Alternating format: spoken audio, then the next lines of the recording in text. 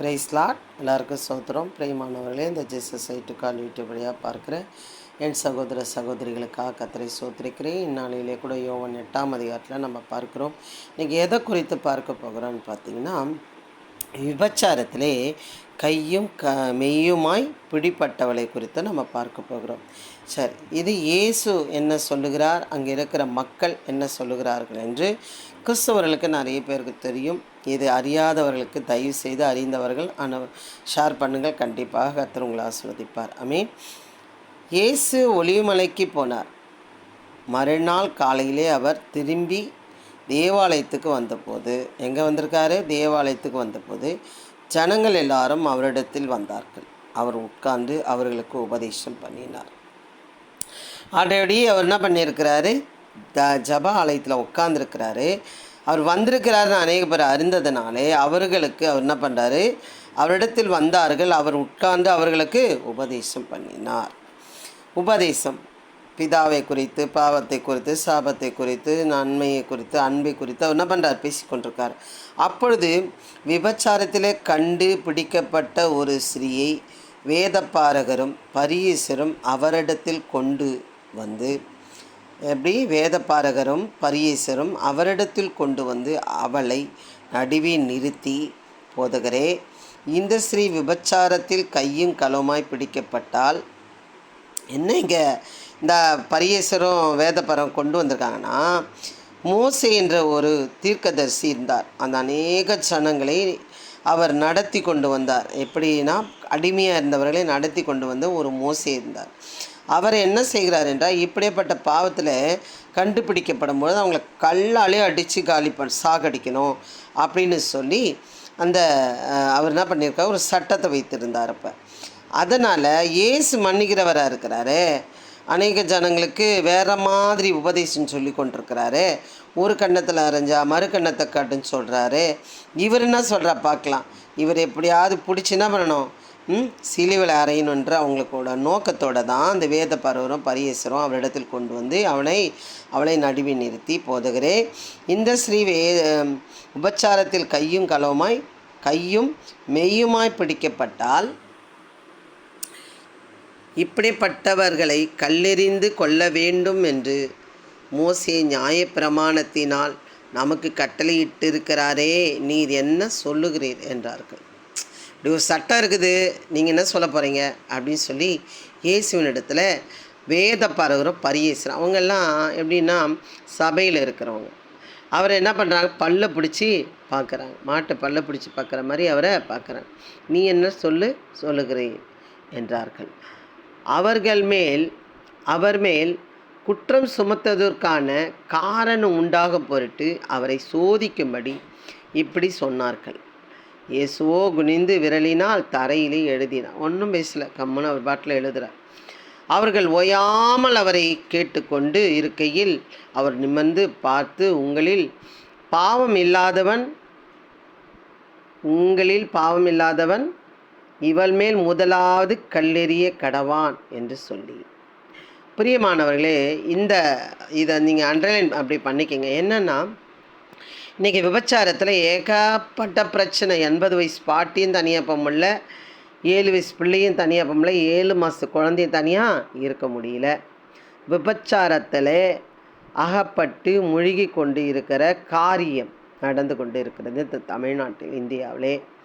எங்கே பார்த்தாலும் தினம் ஒரு நியூஸில் நம்ம பார்த்துக்கிட்டே இருக்கோம். 60 வயசு பாட்டிக்கு பிரச்சனை, 80 வயசு பாட்டி, 50 வயசு, 40 வயசு, 30 வயசு, 7 வயசு, 10 வயசு, இப்படி வித்தியாசமே இல்லாமல் விபச்சாரம் நடக்குது.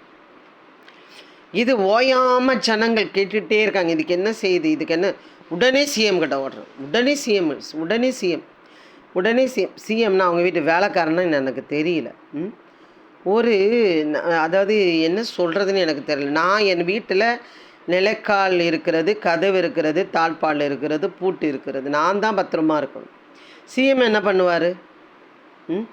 ஒரு குழந்தை பாதுகாப்புக்காக நம்ம என்ன செய்ய முடியும் அப்படின்னு பார்த்தா, ஒன்று கடவுள்கிட்ட ஒப்பு கொடுக்கலாம், இன்னொன்று நம்ம தான் பாதுகாப்பாக கூட்டி கொண்டு வரணும். எங்கே மூலையில் என்ன நடந்தாலும் ஓயாமல் என்ன பண்ணுறாங்க? கேட்குறாங்க. நான் அவரை கேட்டாங்கன்னு சொல்ல வரலை, இப்படி ஜனங்கள் என்ன பண்ணாங்க, அவர்கள் ஓயாமல் அவரை கேட்டுக்கொண்டு இருக்கையில் அவர் நிமிர்ந்து பார்த்து, உங்களில் பாவம் இல்லாதவன் இவள் மேல் முதலாவது கல்லெறிய கடவான் என்று சொல்லி. அப்போ என்ன வந்துச்சுன்னா, ஒருவரும் பாவம் இல்லாமல், ஒருவரும் பாவம் செய்யாதவர்கள் அல்ல, எல்லாரும் பாவம் செய்தவர்கள் இருக்கிறார் அவர் அறிந்து இருக்கிறார். அவர் மறுபடியும் குனிந்து தரையிலே எழுதினார். அவர்கள் அதை கேட்டு தங்கள் மனசாட்சியினால் கடிந்து கொள்ளப்பட்டு பெரியோர் முதல் சிறியோர் வரைக்கும் ஒவ்வொருவராய் போய்விட்டார்கள். இயேசு தனித்திருந்தார், அந்த ஸ்திரீயின் நடுவே நின்றார். பிரியமானவர்களே, அவரை ஓயாமல் கேட்டதுனால நீங்கள் எவன் நல்லவனோ அவனை முதலாவது அவளை என்ன பண்ணுங்கள், கல்லெறியுங்கள் என்று சொன்னார். சரியான தீர்ப்பு அவர் கொடுத்த உடனே அந்த கையில் கல் வச்சவங்கள என்ன பண்ணிட்டாங்க, ஓடி போயிட்டாங்க. இப்படி ஒரு அறிவு ஞானம் நம்ம தமிழ்நாட்டுக்கு கிடைக்கணும். இப்படி ஒரு ஞானம் அறிவு தமிழ்நாட்டுக்கு ஆளுகையில் இருக்கிறவர்களுக்கு ஆண்டவர் கொடுக்க வேண்டும். பிரியமானவர்கள், எவ்வளோ பாருங்கள், அவரை குற்றம் பிடிக்கும்படியாகவும் அவரை சோதிக்கப்படும்படியாகவும் அவர்கள் கேள்வி கேட்டதுக்கு, ஓயாமல் கேட்டதுக்கு அவர் கொடுத்த ஸ்டேட்மெண்ட் எப்படி இருந்தது? முதலாவது, உங்களில் பாவம் இல்லாதவன் இவள் மேல் முதலாவது கல்லெறிய கடவன் என்று சொன்ன மதத்தில் எல்லாரும் என்ன பண்ணிட்டாங்க, ஓடி போயிட்டாங்க. அப்படி ஒரு அறிவு ஞானத்தை நம்ம தேசத்தில் பிரதமராக இருக்கட்டும், முதலமைச்சராக இருக்கட்டும், அது கீழே இருக்கிற அத்தனை அமைச்சர்களுக்காக இருக்கட்டும், இந்த அறிவு விசேஷ ஞான அறிவு தர வேண்டும் என்று ப்ளீஸ் தயவு செய்து ஜெபம் பண்ணுங்கள். அவர் மறுபடியும் குனிந்து தரையிலே எழுதினார். அவர்கள் அதை கேட்டு தங்கள் மனசாட்சியினால் கடிந்து கொள்ளப்பட்டு பெரியோர் முதல் சிறியோர் வரைக்கும் ஒவ்வொருவராய் போய்விட்டார்கள். இயேசு தனித்திருந்தார், அந்த ஸ்திரீயின் நடுவே என்றார். அப்போ பாருங்கள், பெரியோர் முதல் சிறியோர் வரைக்கும் இந்நாளிலே பாவத்திலே முழுகி கொண்டே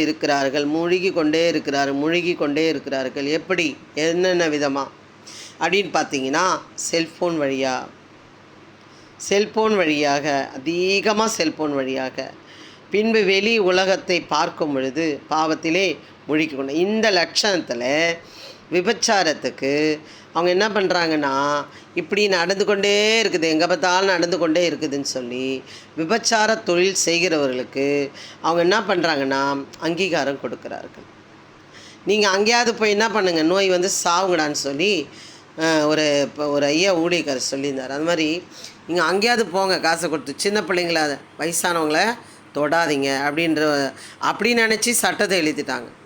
இந்த சட்டத்தை நான் எப்படி பார்க்குறேன்னா, இதில் பெரிய பெரிய படிப்பாளிகள், அறிவாளிகள், நல்ல அதிகாரத்தில் உள்ளவங்க, ஆளுமை உள்ளவங்க, நல்ல எப்படி சொல்கிறது, பெரிய பெரிய ஆட்களும் இதுக்கு, இந்த பாவத்துக்கு அடிமையாவது ரொம்ப சான்ஸ்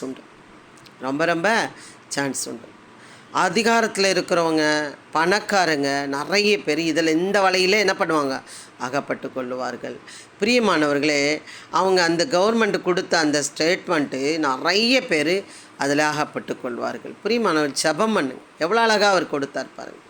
அப்படியாக இயேசு தனித்திருந்தார், அந்த ஸ்திரீயை நடுவேன் என்றால், இயேசு நிமிர்ந்து அந்த ஸ்திரீயை தவிர வேறொரும் காணாமல், ஸ்திரீயே, உன்மேல் குற்றம் சாட்டினவர்கள் எங்கே?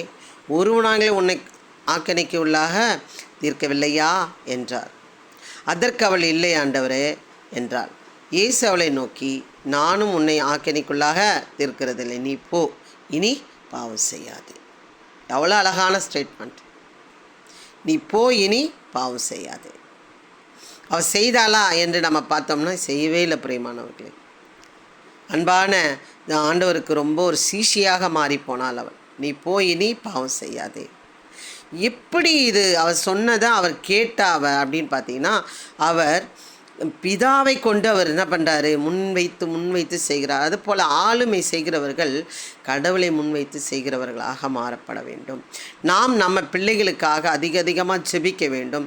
பிரியமானவர்களே, இதை தெரியாதவர்களுக்கு நான் சொல்கிறேன், இந்த கடைசி காலத்தில் பிள்ளைகள் அடங்காதவர்களும் கீழ்ப்படியாதவர்களும் பெற்றோரை அடிக்கிறவர்களாகவும் தற்பெருமை உள்ளவர்கள் பண ஆசை உள்ளவர்களாகவும் இருப்பார்களாம். அப்போ நம்ம அதிகமாக பிள்ளைகளை நாம் ஜெபித்து வெளியே அனுப்ப வேண்டும்.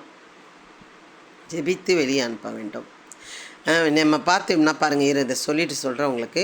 மறுபடியும் இயேசு ஜனங்களை நோக்கி, நான் உலகத்துக்கு ஒளியாய் இருக்கிறேன். என்னை பின்பற்றுகிறவன் இருளிலே நடவாமல் ஜீவ ஒளியை அடைந்திருப்பான் என்றார்.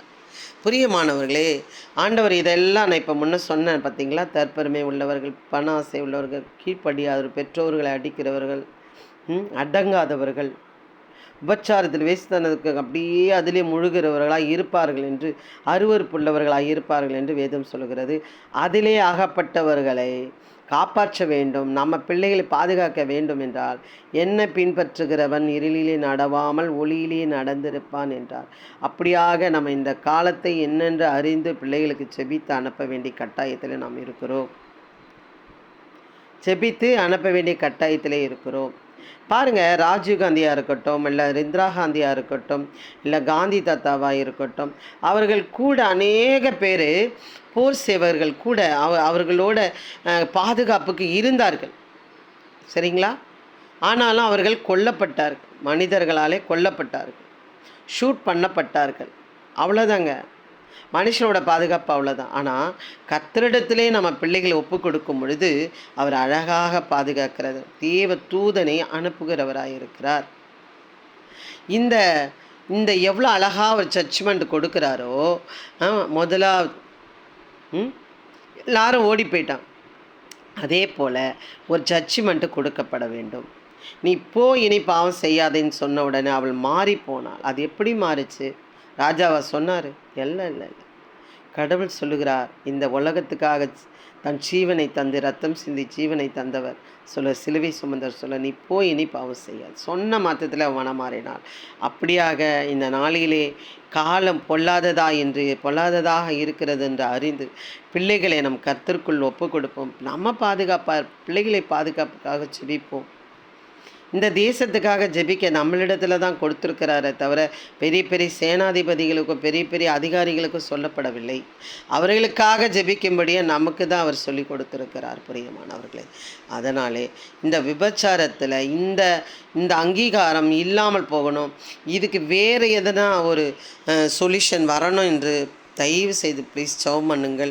நம்ம பிள்ளைகளையும் நம்மளையும் பாதுகாக்க வேண்டும். ஏன்னா இயேசு சிலுவையில் மரிக்கும் பொழுது ஒரு வார்த்தை சொல்கிறார், நீங்கள் எனக்காக அழ வேண்டாம், உனக்காக உன் பிள்ளைகளுக்காக அழு என்று சொன்னார். எவ்வளோ பெரிய வார்த்தை பாரு.